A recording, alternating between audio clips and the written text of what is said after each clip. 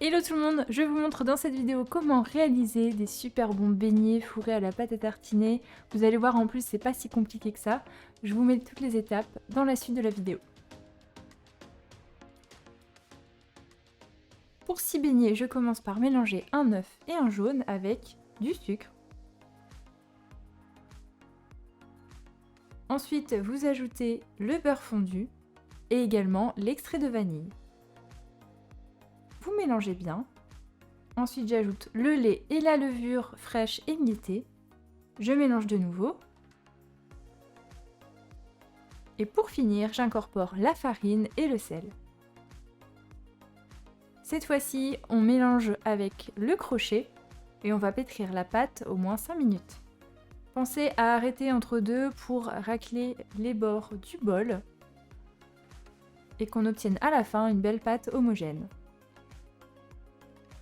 Vous la retravaillez un petit peu pour la mettre en boule.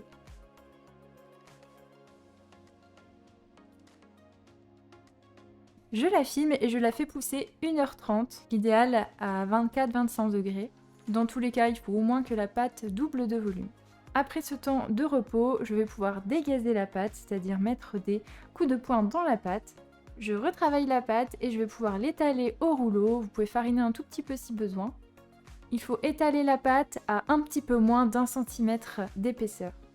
Dans la vidéo, je les ai fait, je pense, un petit peu trop gros, c'est pour ça que je vous dis de bien faire un petit peu moins d'1 centimètre. Donc je détaille ensuite des ronds avec un emporte-pièce de 6 à 7 cm de diamètre pour des gros beignets. Vous pouvez aussi en réaliser des mini. À chaque fois, je reboule la pâte pour l'étaler de nouveau et redétailler des ronds à l'intérieur. Je dépose chaque beignet sur un carré de papier sulfurisé, je les recouvre et encore une fois, je les laisse pousser à environ 25 degrés, il faut compter au moins 1 heure. Vous voyez, les beignets ont bien gonflé. J'ai préparé dans un petit récipient à côté du sucre et je vais aussi m'équiper de cet ustensile pour pouvoir prendre les beignets sans me brûler dans l'huile, pouvoir les égoutter un petit peu.